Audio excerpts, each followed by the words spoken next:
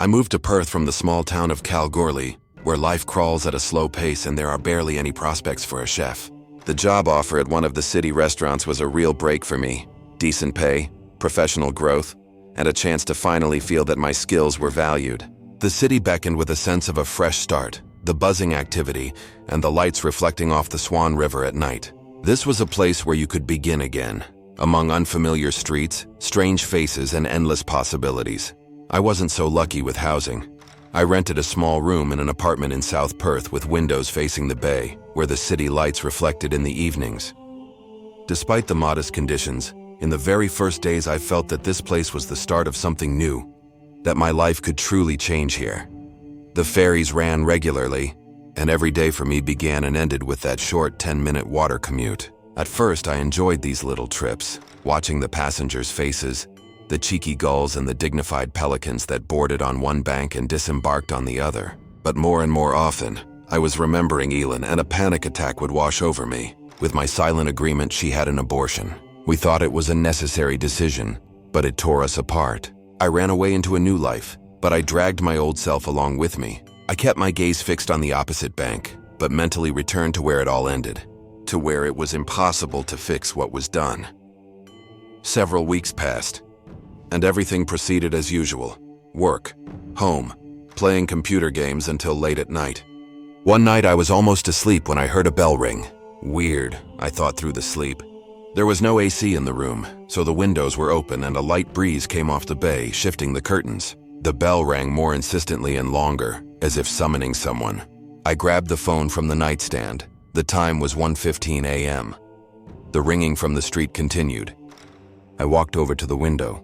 The darkness over the bay seemed thicker than usual, and a strange silhouette was reflected in the water. I didn't immediately realize it was an old ferry. A faint light from its lamp slid across the waves. The captain's cabin loomed above the deck, as if looking down on everyone, and an old metallic bell hung right by the side, ringing muffled but distinctly. There wasn't a single passenger on the deck, and only the captain stood at the wheel.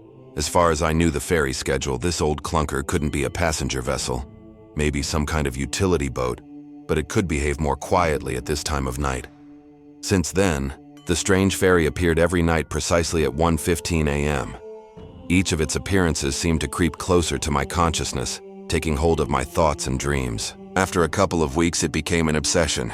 I woke up beforehand, heard the bell ringing, and, as if enchanted, went to the window, watching the mysterious old boat slowly arrive and depart. One morning, I caught my two roommates in the kitchen and asked if they knew about the old boat that came to the dock every night exactly at 1:15 a.m. They also worked in the city and knew the ferry schedule well, so no boats could possibly be out at that time. Naturally, no one heard the bell. Apparently, they were deep sleepers. I asked fellow commuters a few more times on my daily trips about the strange old ferry, but no one knew anything, not even the ticket clerks and inspectors. One night, I clearly saw the captain. His figure showed through the smudged cabin glass, indistinct and blurry. It seemed to me that he turned his head and looked right at me. Something unpleasantly clenched in my chest, and I silently watched without taking my eyes off him as the ferry stopped, as if inviting me in. I returned to bed, trembling with the strange sensation of vague longing that completely overwhelmed me. Even then, I subconsciously understood. I would step onto that boat and it would happen very soon, and it did. One night I realized I couldn't just watch anymore. As if submitting to someone else's will, I got dressed, left the apartment, and headed for the dock. There was emptiness and silence all around, the kind that makes your ears ring. At 1:15 a.m. the bell rang. The ferry slowly and almost silently glided to the dock and stopped right in front of me. I looked inside. Empty. Only the faint flicker of an old lamp lit up the cracked seats and worn railings. The captain stood at the wheel, a dry, small old man in an old-fashioned canvas uniform. He looked at me without surprise, only calmly nodding, inviting me aboard. I stepped onto the gangplank. The board creaked under my foot. A light breeze from the bay hit my face and the smell of old wood and water struck my nostrils.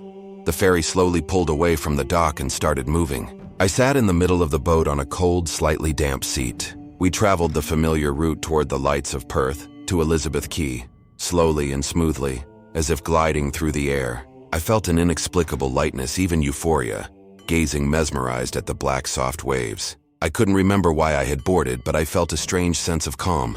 Gradually, however, the picture began to change. The ferry slowly plunged into a thick fog, and the lights of Perth disappeared from view. The shoreline also grew darker. The streetlights flickered and went out one after another. The light breeze picked up, and with it the creaks of metal fittings and the engine's drone intensified. The cold dampness of the fog soaked into my clothes and skin. I was suddenly snapped out of my daze. Why did I get on this ferry? Where is it taking me? What the hell is going on here, and where are we? By the feel of it, we should have been at Elizabeth Cay long ago.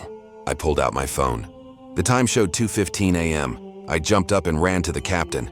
The old man stood at the wheel, looking straight ahead, calmly steering the boat into the impenetrable distance. I hammered on the glass partition of his cabin, but he didn't even turn his head. "Who are you? Where are you taking me?" I shouted, feeling the panic rising in my throat. Then the ferryman slightly turned his head. His voice sounded indifferent and weary, like a man who has been doing the same job for many years. "Not there yet. We'll be on the spot soon." In desperation, I hit the glass with all my strength, but it felt strong, like it was armored. And then the engine went silent. The boat slowed and stopped. In the dense fog, I made out the silhouette of the gangplank, and stumbling, I stepped outside. I stood on the dock, holding onto the cold railings, trying to figure out where I was. The fog began to dissipate, and a faint moonlight pierced through the gray haze. The outlines of the plaza slowly began to appear. I realized it was Elizabeth Cay, but it was somehow broken. Everything around looked as if no human had set foot here for decades. The white arches of the spanda structure were covered in rust streaks and green patina. Their smooth steel now resembled old bone. The bird sculpture by the bay, the one that always brought a smile, stood crooked, peeled with sunken eyes. The glass chapel nearby was half shattered. The shards of stained glass dully gleamed under the moon. I took a few steps forward on the paving stones and heard crunching shards under my feet. Not a single streetlight, not a single glow. Only the black water behind me and sporadic gusts of wind. I turned toward the exit from the plaza and headed up toward the city. Dirty water squelched underfoot. In places, layered crusts of moss lay on the asphalt, as if the city had long since sunk and then resurfaced. The skyscrapers, once shining with lights, now stood black and dead. Their glass facades were cracked, some windows shattered, and the wind howled through those empty eye sockets. I recognized the familiar outlines of the towers on William Street, only now they looked as if they had been through fire and storm simultaneously. Tattered remnants of advertising banners hung from the facades, faded and darkened, with only traces of letters discernible. No one was on the streets, not a single car moving. Several old automobiles stood by the curbs, rusted through, with collapsed wheels, some overgrown with grass. Everything around resembled not a city, but a set piece, as if someone had turned off time and forgotten to turn it back on. Somewhere ahead was supposed to be my restaurant, Harbor Lane. Suddenly, I heard footsteps behind me. I spun around sharply. A guy emerged from an alley, young but haggard with a gray face and tired eyes. We stopped facing each other. The guy squinted as if trying to remember something. "You just arrived, didn't you?" he asked, looking me over from head to toe. "Yeah." "What happened here? Where are the people? Why is the city like this?" I asked, nervously looking around. He slowly surveyed the area and offered a sad smile. "Only those who came on the ferry are here." I stepped closer, but he subtly backed away. "Listen, I don't get it. Can you explain what this all is?" I practically shouted. "This is the place for people like you and me," he said distantly. "For those who heard the bell and willingly boarded the ferry. Now we're stuck here until the ferryman decides to take someone back." "Back?" I repeated, confused. "What do you mean, back?" He looked at me detachedly. "The ferry comes every night and selects one passenger to return home. The rest wait their turn." "A turn? How does he choose?" I asked, trying to process what I'd heard. "He chooses the one who proves it really matters to them. Just wanting it isn't enough. You have to be ready for anything, got it? The main thing is to remember this. Remember, you must remember." The guy glanced around and hurriedly melted into the darkness between the buildings. I was left alone in this dead city. Fear slowly crept under my skin, spreading cold throughout my body. I started noticing other people. They weren't hiding, but they barely moved, watching me with hatred and fear, keeping their distance. I moved forward again, quickening my pace and shrinking from the cold wind.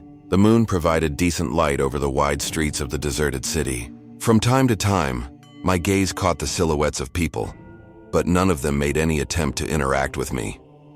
Finally, I reached the large office building where Harbor Lane was located on the ground floor. Above the dried-out wooden porch, the warped restaurant sign hung menacingly. I cautiously climbed the swollen steps onto the veranda and stopped at the heavy doors with peeling paint and rusty hinges. For a second, I lost my bearings. I didn't know where I was or why I had come. It was as if a mystical haze had clouded my mind. The sign, hanging from a single nail, creaked, bringing me back to reality. I pulled the handle. The lock was engaged. I didn't know what to do next. Break the windows? But why did I need to get in there? What would it gain me? Maybe I should try to talk to someone, find a rational explanation for what was happening.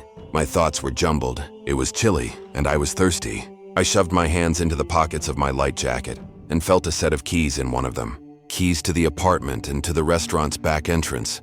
How could I have forgotten them? My heart gave a happy little jump. I quickly headed back to the rear of the building where the delivery bay and staff entrance usually were. There it was, the big metal door, rusty and peeled. The lock clicked dully and the door creaked open. I looked around. Everything was silent. I was alone. I stepped inside and the smell of mold and dampness hit my nose. I quickly bolted the door and found myself in total darkness. Luckily, I knew the restaurant layout perfectly and started moving by touch toward the kitchen, praying not to run into anything unexpected. A faint thud of dripping water reached me from the depths of the kitchen. I finally reached the kitchen, but it was pitch black there too. Since the kitchen had no windows, I suddenly remembered my phone. Quickly pulling it from my back pocket, I hopefully clicked it on, but nothing happened. The phone was dead.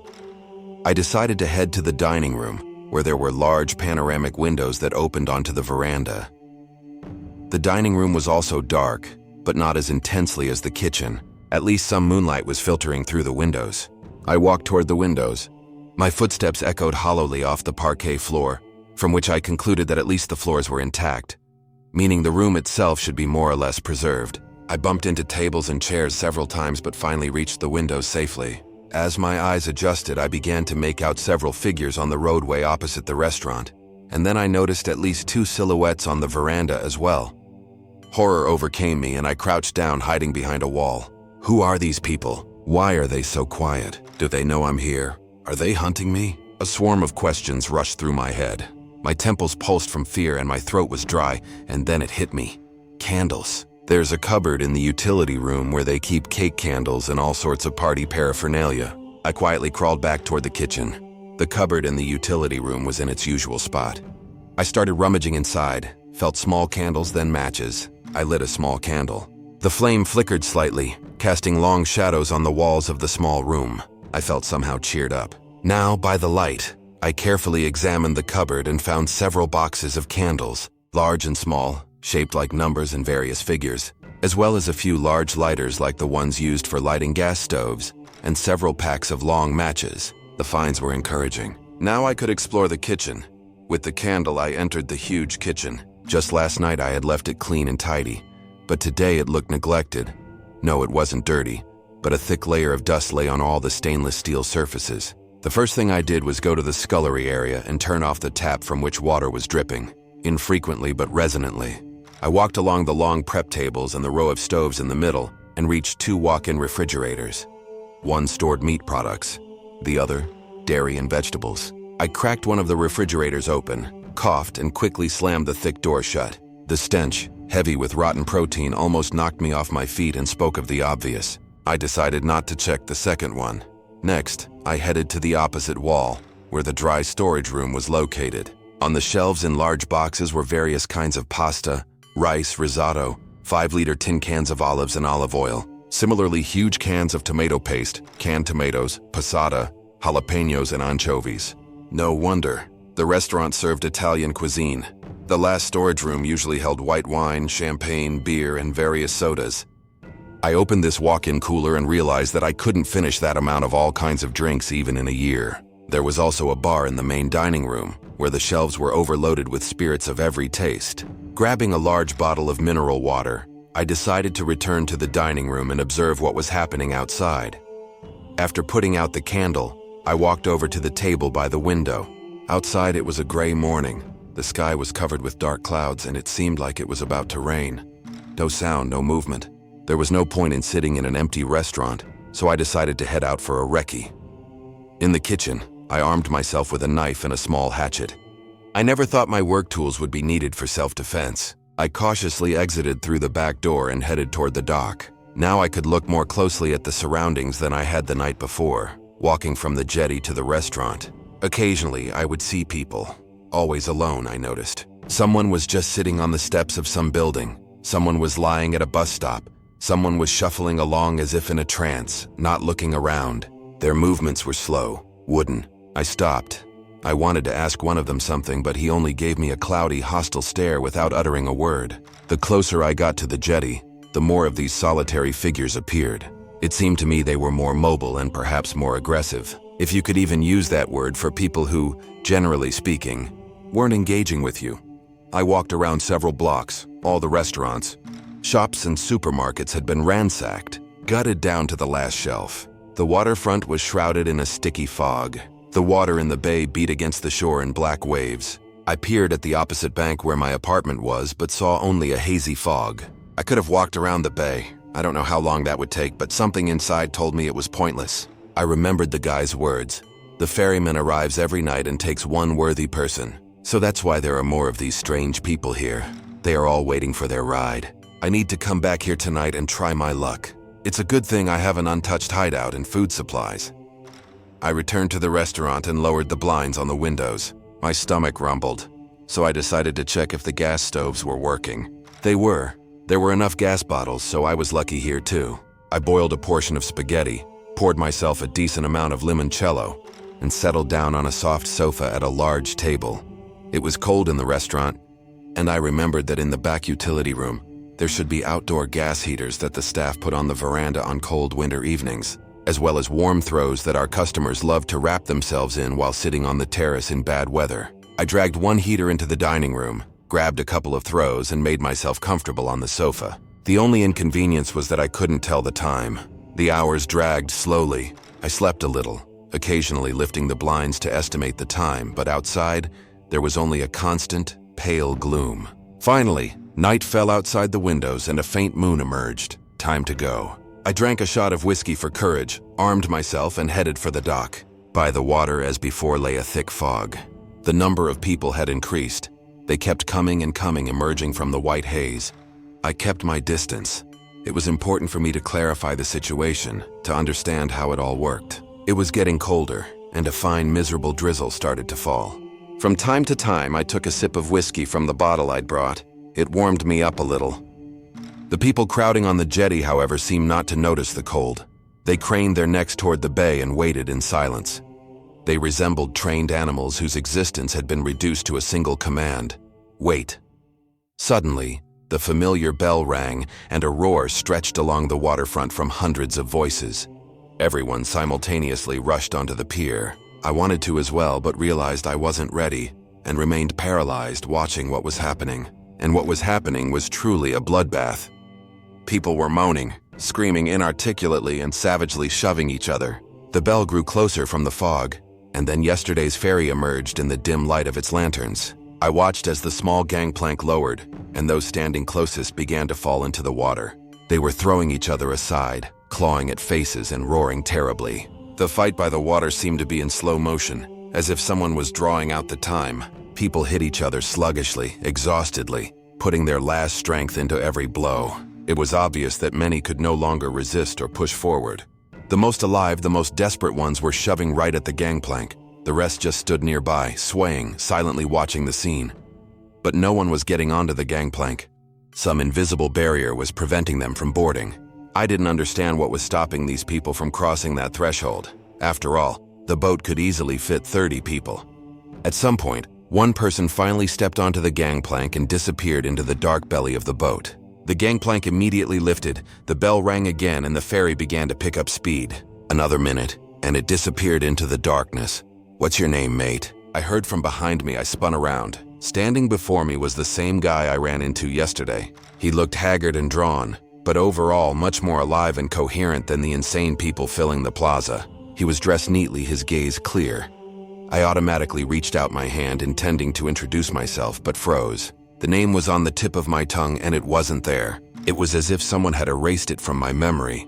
I stood there with my hand outstretched, while a vague feeling of anxiety grew inside. The guy glanced at my hand and took a step back. "You've forgotten your name already?" he asked calmly, almost without surprise. I wanted to answer, but the words were stuck in the thick fog. I tried to push through it, to no avail. My memory felt like it had been cemented over. "Physical contact isn't welcome here," the guy continued, keeping his eyes on me. "Best not to do that." "What the hell is going on here?" I blurted out. "What kind of place is this? Why is everyone like that? Answer me, I don't understand anything." My chest tightened, my breathing became rapid, and my temples started ringing. Panic was rushing in like a wave, sweeping away the last vestiges of my sanity. "Come with me," he said calmly. "There's nothing for you to do here. I'll help you and you'll help me. Just put the bottle down. I saw you drinking something." I took the small bottle of whiskey from the inner pocket of my jacket and placed it on the wet, swollen asphalt. The guy whistled, bent down, picked up the bottle, and took 2 greedy gulps. "Oh, wow," he breathed out, drawing the word.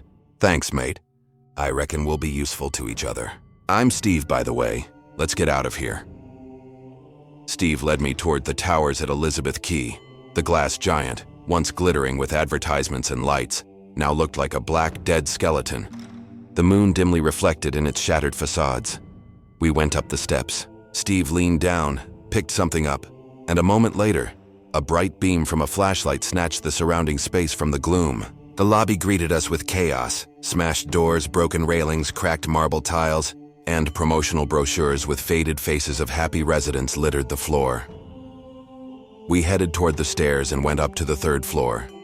Steve stopped at one of the doors and turned a key in the lock. Inside, there was still a trace of former luxury. A huge living room with panoramic windows, lowered blinds, designer interior, light parquet flooring, and minimalist furniture. Steve proprietarily invited me to sit in an armchair, then walked around the room and lit several large candles. He took 2 glasses from a kitchen cupboard and poured the remaining whiskey into them. Steve placed a glass in front of me and sat down in the armchair opposite. "To the meeting, mate." He raised his glass and took a sip. I followed suit. "My name is Matthew," I said haltingly, feeling a wave of relief as if I had found myself again. "To the acquaintance then, Matthew," Steve said, smiling, and raised his glass even higher in greeting. "Where are you from, Matt?" "I'm from here. I live in South Perth. I work in the city." "And you?" "Oh, you're a local then," he said, sounding surprisingly pleased. "I'm from Melbourne." "And what have you been up to, Matt?" Everything about that line surprised me. "What do you mean?" "I haven't been up to anything." "And how did you get here from Melbourne?" "I don't understand anything," Steve burst out laughing. "Nah, Matthew, you've definitely got some kind of sin. Otherwise you wouldn't be here. See, this isn't exactly a city. It's more like an alternative prison. A men's one." He smirked again. "I reckon there might be a women's version somewhere. What are you talking about?" "What prison?" I definitely couldn't figure out what he was saying. Maybe I was wrong to think he seemed normal? There are no innocent lambs here. Only those the justice system couldn't punish in our world, understand? This is something like hell, or purgatory, call it what you want. You don't have to tell me if you don't want to, I won't push it," Steve answered calmly. The information shocked me. Elon's judging final look flashed in my mind. "So what do we do now? How long are we sentenced for? Is there any way to get out of this hell?" I managed to squeeze out. "You can get out if you follow the rules that no one but me will tell you. And the first rule is to remember who you are and why you're here." Did you notice how quickly you remembered your name? Literally from one sip of this excellent whiskey. And Steve raised his glass again. "Are you saying this place erases memory and alcohol brings it back? So those maniacs outside simply didn't have a bottle of beer?" Steve laughed again. "Well, essentially you're right. If they had even water, they'd look a fair bit perkier. But that's the problem here. Everything was ransacked ages ago. Though if they had known from the start what I knew, their chances would have been better. This place truly erases memory, but in return, it won't let you die of hunger or cold. The sun never shines here, yet people are alive and don't need food or water. They are, in principle, zombies who are programmed to wait for the ferry. That's the only purpose they have left. Unfortunately, they don't even remember why they need the ferry. They just want to get on it. But the ferryman only takes the one who has served their time and hasn't forgotten their name. The minimum sentence is 3 months. You have to hold out for 3 months, understand? And then there's a chance the ferryman will say your name, and you'll recognize it. Until that moment, you might as well not bother. You need to conserve energy and hold on to your memory by all means. For that, you need food and water. I know a few places where you can get water. Food is harder. I've searched all the surrounding areas, but I'm not a local, and I'm afraid to go far. Every trip out of the city for me risks me not being able to return, not being able to remember the way back. I have keys to all the apartments in this complex, and I also sometimes stay in hotels. I make notes every night. That's how I keep track of time. I also write my name everywhere. I have notes in every pocket and on my hands too. But it's hard alone. There's no one to remind you if you suddenly forget to drink or eat something. That's why I need a companion. It's mutually beneficial, sticking together. I thought everything over after our meeting yesterday and decided we could be useful to each other. You just arrived, and your memory is fresh. So I came to the dock today. I knew I'd meet you before it was too late. It benefits me that you're a local, and it benefits you to know what I know. I hope to get out of here in 2 weeks, but you'll have to last 2.5 months. Tell me, Matt, does this arrangement suit you? Yeah, absolutely. And how do you know all this, Steve? Who told you all this? I asked. You won't believe it, but I've known about this place for a long time. See, I wasn't a good person, and I deserved to end up here. About 5 years ago, I got mixed up with a bad crowd that dragged me into the drug business. I had a granddad, a really insightful old bloke. He knew right away that I was in deep trouble and told me about the city of Oblivion. He was here himself many years ago when he was my age and was also getting up to some mad stuff. I didn't believe him back then. I figured the old man was losing it and trying to rein me in with some kid stories. Then about a year ago, my girlfriend died from an overdose. She did it to herself in principle, but I was her dealer. Since then, I started noticing the night ferry that kept calling with its bell. I was pushing dope at that very spot on the waterfront at night. The rest, I guess, you know. Got it. And why did you say that physical contact isn't welcome here? Also, I noticed people here shuffle around alone. Why don't they cooperate? Should I be afraid of them? I asked. You noticed everything correctly, Steve nodded. I said that to test your sanity. I don't need trouble. It's just a precaution. You just arrived. You still have the energy for all kinds of craziness. He nodded his head toward the window. And them, they simply forgot why they need to cooperate. But on an instinctive level, they fear contact, and that's why they look hostile when someone approaches. That doesn't mean you can be carefree. The city has been ransacked, which means some people are still in their right minds, and they're looking for sustenance. Those competitors are the ones I wouldn't want to meet. That's why I'm always armed. He pulled a small knife from behind his back, and as you might have noticed at the jetty today, when the ferry appears, many of them become aggressive. They don't have much strength. They can no longer figure out how to arm themselves, but they still charge, like it's their last fight. Steve looked at me through his raised glass, squinting. Now, Matt, answer me this. Where did you get this marvelous drink? You didn't bring it with you, did you? You're right, I said. I found this whiskey here. And by the way, you really were lucky to run into me. And not because I'm a local only conditionally. I moved here 4 months ago. Before that, I lived my whole life in Kalgoorlie. I smirked. I worked until yesterday, at an Italian restaurant here in the city as a chef. After we ran into each other yesterday, that's exactly where I was heading. I have a key to the back entrance just like the other staff. It's always with me on my house key ring. And as you can guess, there are enough supplies of food, drinks, gas, and water there to last not just 3 months. The only thing that surprises me is why the restaurant hasn't been ransacked yet. I winked. Want me to cook you some spaghetti aglio olio? Oh, mate, I reckon I hit the jackpot. Steve whistled. And I was still doubting whether to go to the jetty for you. So why are we sitting here? Let's bail to your restaurant. I haven't seen hot food in ages. My stomach is actually clenching at the mere thought of pasta. In the evenings, we sat by the panoramic window, drinking excellent wines or just beer with crackers, and planning our departure from this hell. We dreamed about how we would meet up in real life. Over this time, we became good friends. He advised me to find one of the newly arrived, cautiously of course, after his departure. It would be great to find a sane companion and, so to speak, pay it forward.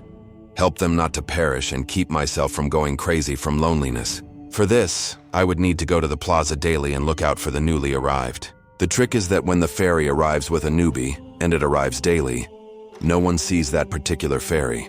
They only see the ride that takes a passenger away. So you just have to watch for when a surprised lost soul emerges from the fog, and then follow them, observe them, then bump into them accidentally. Well, do everything according to the scheme Steve used with me. It turned out that I was his third attempt to find a partner. The two before me had failed the sanity test. The night came when, by Steve's calculations, his sentence was over. Well fed and armed, we set out for the pier. The plan was simple: break through the crowd. That shouldn't have been a huge problem. People were exhausted and weak, but there were many of them. Our advantage was that we were of sound mind and could act in an organized way. Plus, we had eaten well and had the physical strength for resistance. The plaza was already filling up with people. Not a crowd in the usual sense, but a heap of bodies peering into the fog on the water, frozen in anticipation. We stopped at the entrance to the jetty, watching the crowd begin to grow aggressive. When the bell rang and the boat's dim lanterns appeared in the fog, the crowd roared and started pressing against each other even harder. We advanced with quick bursts, pushing and throwing aside the stubborn ones who grabbed us and tried to pull us away from our goal. Those who fell were trampled by the mob. A hail of blows rained down on us, but fortunately, these hits were not very painful. People were putting the remnants of their strength into them. We, however, efficiently tossed them aside and moved toward the gangplank, which was already lowered but which no one could step onto. We almost broke through, just a couple of steps remaining, when I saw a knife plunged into Steve's back right up to the hilt. I was simply paralyzed. From the ferryman's cabin, the voice clearly carried, Steve Hart, please come aboard. At that moment, Steve was looking at me with wide-open eyes and as if in slow motion sinking to his knees. I drew my knife and hatchet and lunged toward him with doubled fury. But the moment I reached him, Steve was kicked and shoved into the water. I only managed to see his white sneakers in the black water. I screamed and started striking wildly at anyone nearby. Someone's warm blood splattered on me. I heard the captain pronounce a few more names. Soon I realized the ferry had pushed off from the shore. The people shuffled back. The dead and wounded were left on the jetty. I remained on the shore. Silence and emptiness overwhelmed me. Steve Hart. Where did we miscalculate? Exhausted, I watched the crowd gradually disperse. My heart was pounding. What had just happened? We thought we had planned everything well, and that even if the ferryman didn't say Steve's name today, we would keep coming here until the 3-month period was over. It was hard to count the days here. We relied only on the moon, which seemed to appear more often than it should have. But we were too careless. We never noticed any surveillance. Now it was clear. There is still someone else in the city with their memory intact. Who? How many of them? Was this an accident or a planned attack? I had made enemies. Now I had to be extremely cautious. I was ready to be alone for 2.5 months, but I didn't expect it to happen this way and under these circumstances. The cold was creeping under my skin. I had to get back to the shelter. I carefully scanned the plaza, trying to figure out if anyone present was watching me. I crossed the plaza at a quick pace. If anyone was pursuing me, I'd know it immediately. The locals generally don't move fast. Once I reached the deep darkness, I stood behind a lamppost and, holding my breath, watched to see if anyone moved in my direction. A minute later, 2 people swiftly entered the alley, one close to the wall, the other closer to the roadway. The one closer passed within a step of me. My heart beat treacherously loud. I stopped breathing. They turned the corner. I waited a few seconds and quietly moved to follow. At the next intersection, a wide avenue opened up, bathed in moonlight. They split up, one right, one left. I didn't risk it and quickly headed back. I skirted the block through dark yards and emerged near our apartments. Hiding by the lobby, I waited some time before disappearing inside. I didn't even risk turning on my flashlight. Once in the apartment, I knocked back a generous shot of whiskey and burst into tears. I spent the whole night sitting in the dark by the large panoramic window, drowning my sorrows with whiskey and coke. I watched the ghost people wander the plaza and considered what to do next. I need help. I won't manage alone. I could even form my own crew from the newly arrived, since I don't know how many enemies I have. A new day dawned, if you could call it a day. The sky was once again overcast with clouds from the ocean, and a nasty drizzle began. I went to sleep. I had a plan. I woke up when the moon was out again and the clouds had parted. After a quick meal and dressing warmly, I went out to the plaza. Slowly, without drawing attention, I made my way to a spot that offered a good view of the dock.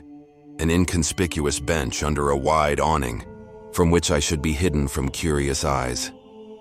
Dark silhouettes began to converge on the plaza. Someone was just aimlessly shuffling in circles. Someone was craning their neck toward the bay, sniffing like a dog. I didn't know when the ferry with the new inmate was supposed to arrive. All that was left was to wait and hope I hadn't missed the ride. After a while, the bell rang, and the lonely, shuffling people instantly activated and began to form a crowd at the dock. It was the same as always, an ugly scene of insane people. I watched the unfolding bloodbath with detachment. Everything repeated itself. Soon the ferry departed. With a passenger? It was possible that no one had remembered their name today. Steve used to say the ferry often leaves empty. The crowd immediately began to disperse slowly, and then I saw two figures quickly break away from the crowd and head away from the plaza. These were clearly my pursuers from yesterday. Does that mean there are only two of them? Who did they come for this time? Maybe me? Or do they not care and just come here daily as if it were an attraction? My heart hammered with another jolt of adrenaline. I shivered and took a sip of whiskey. A sharp wind blew from the bay and momentarily swept the fog from the pier. I managed to glimpse a few motionless bodies on it. And so it is every day, I thought. People dwell here for years in oblivion without a chance to return, eventually remaining on that pier forever. By my estimate, about 2 hours had passed. I was already thoroughly frozen and had decided to head home when suddenly a gust of wind cleared the jetty, and I saw a person walking away from the boat. The pier was empty. Where did all the bodies go? The thought flashed through my mind, but I focused on the figure emerging from the fog. He cautiously stepped out into the plaza and began looking around. I watched. From my cover, it was unclear how old the man was. He was definitely shorter than me, but quite broad. Someone stirred next to him, one of the poor blokes sitting leaning against the railing. The newcomer first recoiled from him and then, apparently deciding he was a homeless man, asked, "Mate, what's with all the bloody hell around here?" The reply was a menacing growl. The man laughed. "You're a proper beast." "I see, mate. What the hell did you drink? Go home. You'll catch a cold here." The answer was an inarticulate grunt. "Fair enough, mate. Take it easy. I'm not here to break your buzz." And he headed towards the middle of the plaza. I stood up and moved after him, keeping to the shadows. So far, I understood one thing. He was young and seemed harmless. Meanwhile, he stopped in the middle of the plaza, spun around and yelled, "Hello!" His voice echoed and broke against the haze. It sounded so unnatural in this silent world. He cupped his hands around his mouth and yelled again. "Hello! Anyone alive?" Silhouettes started peeling away from the walls. Some grunted, others began wandering like ghosts. The guy apparently hadn't expected to see this and just stood there in the moonlight, gawking at what was happening. I raised my voice slightly and said, "Mate, stop yelling if you don't want trouble." He sharply spun around toward me and started looking closer, but it was impossible for him to make me out. I quietly stepped back about 10 meters to the side. He headed toward the position where I had just been. "Hey, mate. I don't want trouble, honestly. Can you tell me what the hell is going on?" I paused for a moment, wondering if I was doing the right thing, if I had made a mistake. "Stay right there," I said. "I'm staying," he said and stopped. "Mate, I told you, I don't want any problems." "Where did you come from?" I asked. "Botany Bay." He replied. "From Sydney then?" I clarified. "Well, yeah. And what a beautiful little spot I found myself in. I'm stoked, to be honest." He laughed. I thought that maybe this cheerful bloke was a good guy, and I said, "All right, mate, I'll step out now and try to explain where you are, but be warned. I'm armed and my mates are nearby, so no mucking around, all right?" "No worries, mate. Done deal. I'm not stupid. I get it." I stepped out from behind my cover. "So you're from Sydney, hey? Ever been to Perth before?" I asked. "Been to Perth heaps, actually. Why?" He seemed surprised by my question. I gestured around the plaza with my hand and said, "Well then, welcome back to Perth." He stared at me, then carefully looked over the plaza and said, "What kind of apocalypse hit you lot? And how the hell did I end up here? I got on a boat from Botany Bay 20 minutes ago." "All right, mate, keep your voice down. Unpleasant people might hear you," I said. "You mean these guys?" He nodded at the vagrants who were staggering around the plaza, alarmed by his shouts. "Nah, there are worse beasts around here. My name's Matt, and yours?" "I'm Tom." He held out his hand to me. I decided not to act like Steve and shook his hand. It was surprisingly massive and incredibly strong. "Righto, Tom. Now let's get out of here quickly before we land in a prang. I'll explain everything once we're there." I led him toward one of our reserve hideouts. They were decent apartments with some supplies. Tom turned out to be a real joker. Confidence and calm radiated from him, as if he wasn't bothered at all by the circumstances he'd found himself in. I kept asking him to be quiet until we reached the spot. He good-naturedly agreed, but a minute later, he was already cracking jokes about what he saw on the way. Honestly, I was glad to meet this big unit, as I mentally nicknamed him. He felt reliable. Once safely inside, I offered him a beer and told him everything I knew about this place, how I got here, what I'd been through, whom I'd met and lost. Tom listened carefully, first with disbelief, then with increasing concentration. Then it was his turn to talk. He turned out to be a boxer, quite successful, even famous. I'd never been much into boxing, I admitted, so I didn't recognize him. He had been to Perth for competitions many times, as well as all over Australia and abroad. The reason he ended up here, according to his version, was apparently because he had landed a good hit on an opponent at a championship about 6 months ago. It was a normal fight. That athlete died in the hospital a couple of months later, having never come out of a coma. Tom said that this really knocked him for six. Although there were no claims against him, tragedies unfortunately happen in that sport. Since then, he had withdrawn, taken a career break, lived on his yacht in Botany Bay and barely spoke to anyone. But lately at night, he started hearing the ringing of a bell on an old boat at the jetty. It was as if it was calling him, and so today he couldn't resist and got into that boat. It turned gray outside. I said to Tom, "Well, it's a new day. Guess we should get some sleep." Hold up, mate. Sleep. Matt, if everything I've heard from you is true, we need to take action. We can't sit here like mice in a barn and jump at every noise. As I understand it, everyone here is a criminal who escaped justice in the normal world, and these criminals are of different stripes. We have to restore justice. Nobody has the right to kill people for fun. We need to find out their base, how many of them there are, and where they get their survival resources. I'm really grateful to you for meeting me and explaining everything. Without your help, I reckon I'd be wandering around the city aimless, like all these poor buggers, in a couple of days. We can't let your mate Steve's life be wasted like that. He saved you. You saved me, and now we need to clean this place up. We don't have the right to let every newcomer lose their mind and stay here forever in Oblivion. You're a good bloke, Tom, but you're forgetting that our supplies are limited. This place eats your memory and erases your personality. How are you going to feed everyone? This place has no sun. Only moss grows here. How are we going to provide food for everyone? I asked. No dramas. I'm sure we'll work something out. I can't believe that in a city this big we can't find a source of food. You found food in your restaurant, and those two dirtbags you told me about aren't living on air either. So, we'll expand the boundaries and go scout other areas. I forgot to mention, I added. Steve and I tried to go beyond the limits of the city, but the further we went, the more clearly we felt the delirium. Neither food nor water helped. We always rushed back within the city limits. Looks like our prison has borders. Right then, we'll sort that out later. Tom nodded. The more of us there are, the better the chances of everyone getting back. We have to bring order here. I'm not going to sit in a hole and quietly watch people turn into zombies around me. Are you with me, Matthew? Tom asked seriously. I understood that nothing would stop this man. He had a purpose now, and he would move like a tank to achieve it. I'm with you, Tom. Good on ya. Let's head out to the jetty then. We need to check out the location. We'll decide what to do next on the spot. He said. Fair enough. Here you go then. I handed him a knife. He smirked. Mate, was I beating my fists on a punching bag all my life for nothing? Let's go. We've got big things to do. Tom and I walked toward the Elizabeth Key jetty. My partner carefully observed what Perth had turned into. In the gray haze of day, the plaza looked like a chaotic mosaic of decay and destruction.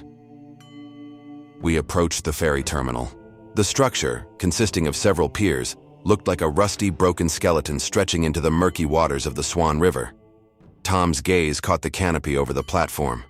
Its roof was covered with translucent polycarbonate, once bright blue. Now it was a faded, peeled, and crisscrossed structure riddled with a web of fine cracks. Tom quickly, without a word, leaped onto the rusty casing of the automated ticket machine and immediately grabbed hold of the nearest metal support of the canopy. Agilely, like a monkey, he climbed up. I watched him with concern, but Tom wasn't bothered by the structure creaking beneath him. I'm a middleweight. It'll hold me. He laughed. No worries, mate. I've sorted out the observation spot for tonight. He carefully walked across the roof, lay down, took aim, and asked, How thick is the fog when the ferry arrives? When the ferry comes to pick up a passenger from here, the curtain is of medium density. When it brings a newcomer, the fog gets much thicker. That's good. I hope I can see the whole picture from this vantage point. Then I showed him my observation spot, and he approved my choice. I led him to the restaurant. We needed to eat and then get some sleep before night fell. We returned to the jetty when the moon had already taken its position. We also needed to take ours. Tom quickly clambered onto the roof, while I went to my shelter under the awning where I had spent several cold hours yesterday. Everything was familiar. A gray haze stretched over the black river, and hundreds of silent people peered into the fog. Finally, the bell sounded, and hundreds of ghosts rushed onto the pier. From my cover, visibility was zero. I could only hear the meaningless roar of the unfolding hell on the jetty. A few minutes later, the softened crowd began to flow back into the plaza, scattering in different directions. I clearly spotted the two self-aware figures heading in the same direction as yesterday. As I watched to see which alley they would turn into, a hand landed on my shoulder from behind. After them, mate. We need to track down their den. If we chase after them now, we'll miss the arrival of a newcomer, I said. Fair enough. You stay and wait for the new bloke, and I'll follow those scumbags. You don't know the city. It could be a trap. Let's wait for the next ride. This task will be easier with three of us. Don't get ahead of yourself, Tom. Caution won't hurt. You're right, mate. Let's wait for the new passenger. Those savages will pay for everything. What did you see, Tom? I asked. Those galas, just as you suspected, are simply slicing people up, indiscriminately. It looks like they've hatched a plan to wipe out everyone who still has the instinct to come to the jetty. That way, they're clearing the path for their own departure. They figured out that they can only board if the captain says their name, but they obviously haven't worked out when that happens. So, they are cutting down everyone they can get their hands on, probably figuring that eventually only their names will remain. There are at least a dozen bodies on the jetty now, and about the same number in the water. We sat down on a bench near the jetty, slowly sipping whiskey and waiting for the next ferry trip. About 30 minutes later, we noticed a small light floating in the haze. A moment later, a silhouette appeared. Ah, well, look who finally showed up, Tom said quietly but cheerfully. The man stopped, rubbed his eyes, looked over the plaza, took a drag on his cigarette, and declared bullshit. He leaned against the railing, continuing to peer into the surrounding area and smoke. He looked at his watch, pulled out a lighter, shone it on the dial, tapped it, and said again, bullshit. He was in just a shirt and jeans, and the weather, it must be said, was not promising the scent of roses. We were sitting literally 5 meters from him, but he clearly didn't see us. Good day, mate. How's it going? Tom asked. The man sharply turned in our direction. I'm fantastic. How about you blokes? He continued to stand in his spot and smoke. It's a bit nippy today, wouldn't you say? Tom inquired good-naturedly. Agreed, the man said. Can you tell me where I might grab a drink at this hour? I can tell you that. My mate and I have everything right here. Fancy a short to 12-year-old? Tom offered. Wouldn't say no. How much am I gonna be slugged for service like that? The man asked unflappably. We have a promo running today. Advertising a new brand. Don't be a mug. Take it. Tom continued to enjoy the moment. Listen, fellas, at least come out into the spotlight, he said, pointing a finger at the moon, 'cause I don't usually drink in back alleys. Tom and I stood up and took a couple of steps toward the newest resident of our dwelling. Not a muscle twitched on his face. He just took a deeper drag on his cigarette. I'm Tom. This is my mate, Matt. We don't wish you any harm. Quite the opposite. We were sitting here waiting for you, organized a whiskey delivery. Thanks for the warm welcome, Tom and Matt. I'm Sergeant Dean. Well, blow me down. A whole sergeant, we reckon we're in luck today, hey mate? He nudged me with his elbow, uncapped the bottle, poured some whiskey into the lid and handed it to Dean. Drink up, Sarge. You might catch a cold. The sergeant, entirely unfazed, took the cap and knocked it back. Cheers, fellas. And now you probably want to explain all this to me. He gestured around the area with his head. Yeah, Sarge, you're a quick learner. Come with us. I doubt you've got a better offer, Tom said, and extended his hand. We crossed the plaza and found ourselves in the Towers territory. Dean whistled. Never thought I'd have the honor of living here. What do you blokes charge for rent? Seeing as how the electricity and water are temporarily out and the loos outside, it's peanuts, Tom replied. We went up to our apartment. I lit the candles and invited Dean to sit down. He surveyed the former luxury of the designer interior and said, "Can't stop anyone from living the high life, can you?" I asked him, "What do you prefer to drink at this late hour?" "Excellent service, fellas. Jack and Coke, please." I poured the amber liquid for everyone into crystal glasses and we clinked. "Welcome, Dean. Welcome to hell," Tom said. "Thanks. I figured as much. I'm ready to hear about the devils." I told him everything I knew about this place just as I had told Tom yesterday. Tom supplemented the story with his impressions and conclusions from the day. Afterward, Dean told us about himself. He was a detective from Perth CBD Police Department, 45 years old. He ended up here because the bloke he was chasing lost control and stacked it in the ditch, kicking the bucket at the same time. Reckon he went a bit far, basically. He was pushing him too hard. "I like your plan for bringing order to this purgatory. I'm with you. As you can tell, I know this area very well. I know where to get weapons, gear, fuel, and a lot of other things. I'm aware of where the emergency bunkers are in the CBD in case of war or a major disaster. There should be supplies there, calculated for thousands of people for a long time." Tom's eyes widened. "You're the sheriff, mate. You're the goods. Matt, you'll be opening your own restaurant soon. Get ready, chef." And we raised our glasses. The plan was this. Dean and Tom would head out to the police department for weapons now, and I'd go to the restaurant and cook lunch for everyone. Then sleep, and then to work. Now going to the jetty was our daily job. Dean and Tom had to track down the base of the lowlifes who went hunting at night. I, meanwhile, would meet the newcomer. Night turned into day, and we went out into the plaza. Dean was now armed with a pistol and a shotgun. Tom and I declined weapons. I showed them the direction the scumbags always took, and Dean immediately figured out where he and Tom should take an observation position. They agreed on the surveillance technique and disappeared into a dark alley. I remained at my observation post. Time dragged on, but then, as usual, the vagrants all stirred at once and shuffled off to the pier. Everything repeated like it was on a loop. I again saw two dirtbags quickly disappearing into the alley where my mates were already waiting for them. "Good luck, fellas," I whispered. Another half hour passed, maybe even an hour, and a big bloke in work overalls emerged from the fog. Without stopping, he walked straight across the plaza toward the broken cafe. I quietly moved after him. It was strange that he was walking somewhere with such purpose. I felt uneasy. He reached the cafe, set up an overturned table and a chair, sat down, rested his elbows on the table, clasped his head, and began to cry. I hadn't expected that. I didn't know what to do. I took plastic cups and the bottle out of my backpack and approached him. "Bro, wanna grab a drink with me?" I asked as confidently as I could. He raised his wet eyes to me. "Who are you?" he asked. "I live here. My name is Matt, and yours?" "I'm Alan. You know, bro, I don't want anything right now." "Nothing at all," he said wearily. I placed the bottle and cups on the table, pulled up another chair and sat down at the table. "Me neither. Alan, I don't want anything. Let's just have a drink and sit in silence." I poured whiskey into the cups, took out the Coke and mixed it. He looked at me blankly, then glanced around and asked, "What district is this?" "This is the CBD of Perth," I replied calmly and took a sip. He took the cup and looked at me perplexed. Then he took a small sip, smirked and said, "Did they cut your power or something?" "Yeah, imagine that. And the water too." He drank some more and his gaze cleared. "Sorry, Matt, are you all right?" "Relatively, like everything else in this world." "And you?" I answered. He downed the glass in one gulp, looked around and burst out laughing. I poured him another. He wiped his tears, but this time from laughter. He took the glass and said, "Glad for you, mate, and thanks for the whiskey. I've got to go." He stood up and headed back toward the plaza. "Alan, you have nowhere to go.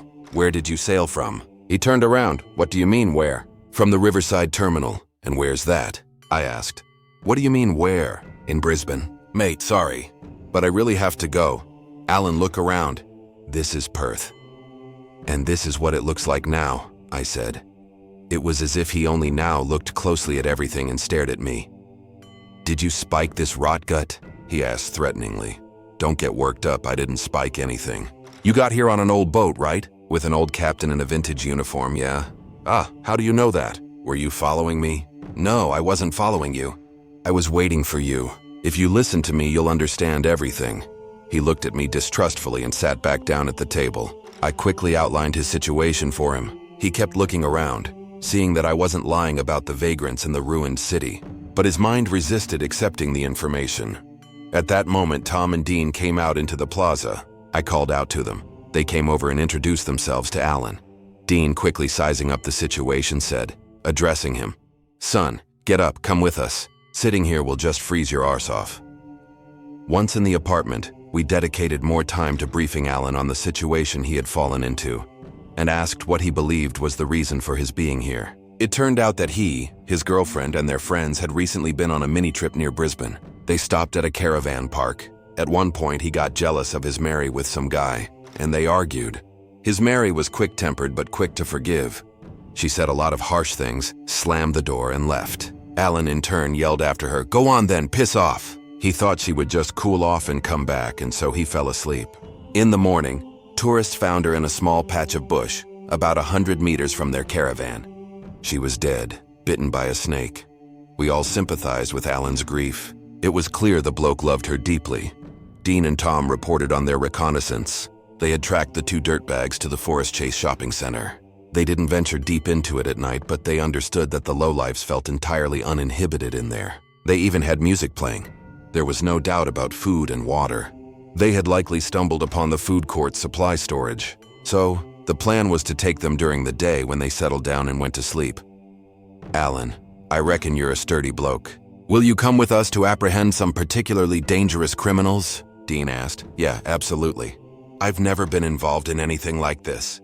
My business is fixing cars, but I figure you can use all the help you can get right now." Morning arrived, and we headed to the restaurant where we had a hearty breakfast and strong coffee.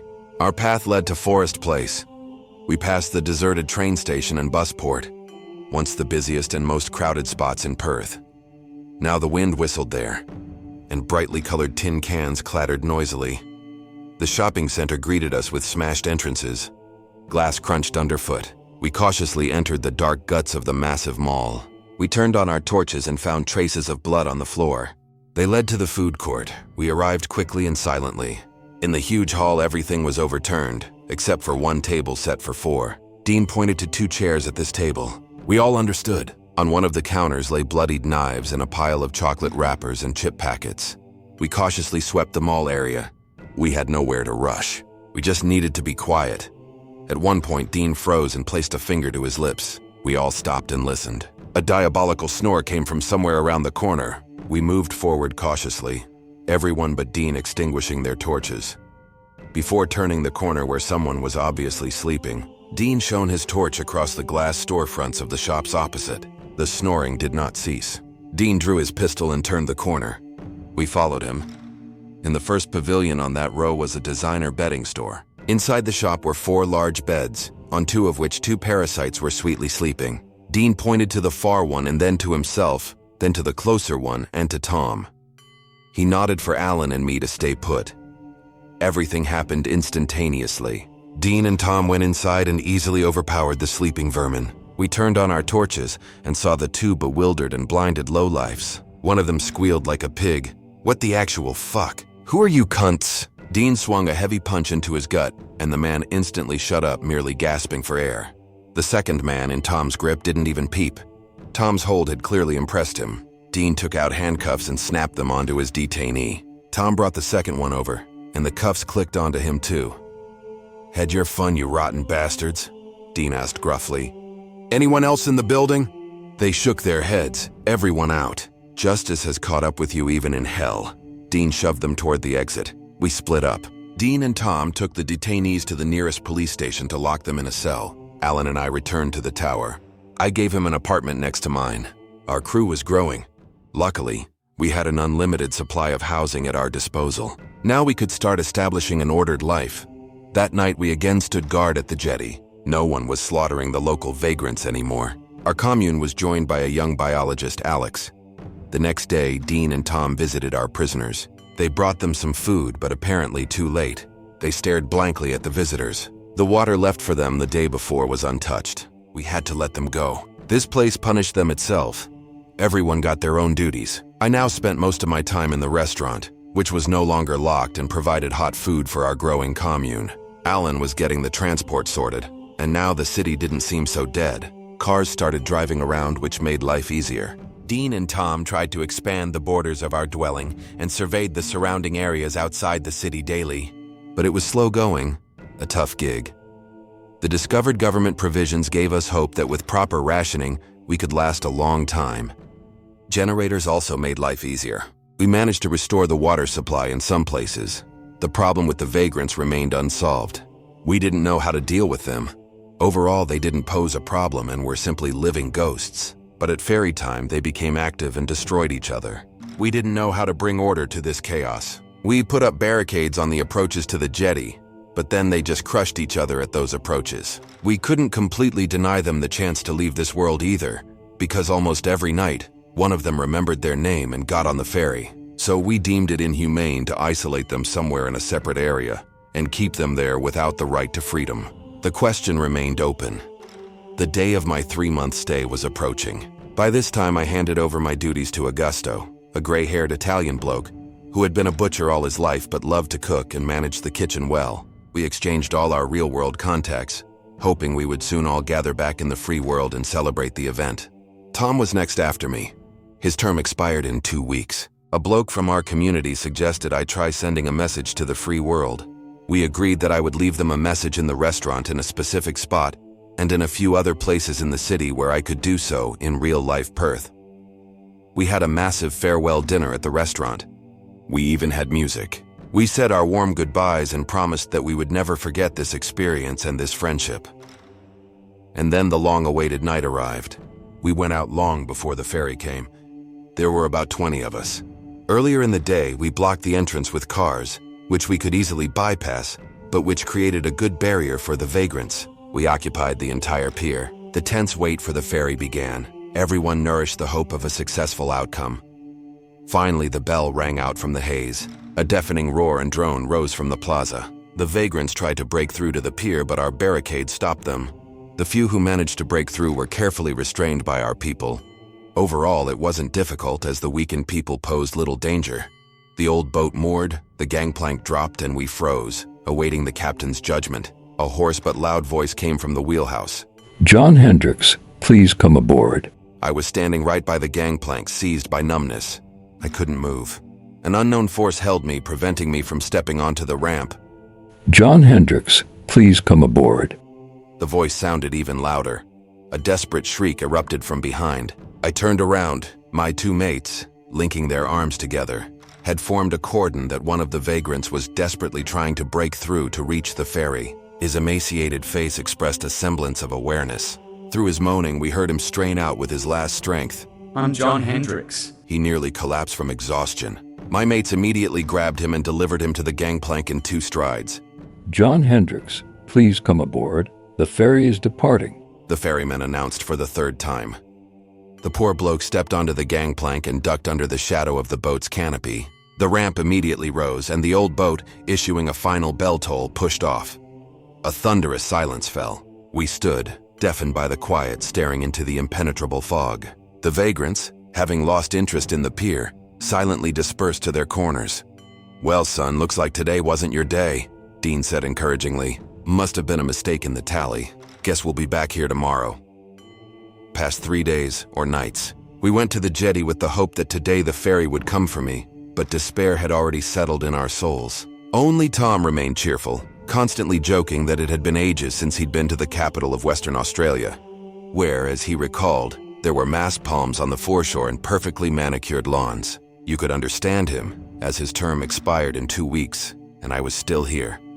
Then, on the 4th day, I heard the cherished words, Matthew Reed, please come aboard. My support group let out a winner's shout, and with one last wave, I stepped onto the gangplank. The ferry moved quietly over the black waves of the bay. At one point, the haze dissipated, and I saw the shore twinkling with lights. For the first time in a long time, I felt like I wanted to live. I turned back to the CBD. Perth was glowing. The boat quietly approached the South Perth jetty and lowered the ramp. "Cheers, Captain," I said and walked decisively toward my home. I pulled out my phone. The screen showed the time 1:25 a.m. and the date October 30th. I had been gone for 10 minutes. I looked back. The pier was empty. Waking up the next morning, I looked in the mirror. My hair was completely gray and deep wrinkles creased my face. More than 2 weeks passed. I went to work as usual, only now this city was different to me, and the restaurant where I worked was different too. I was different too. I don't know yet in what way, but definitely different. I even discreetly placed the message in the agreed spot, but it remained there. I tried to convince myself that I wasn't losing my mind, that it was just a glitch in my brain from stress. Toward the end of November, I received a call from an unknown Sydney number. G'day, is that Matthew Reed? A cheerful voice rang out. We've got a promo on for Hazy Key Whiskey. Fancy coming down for a tasting?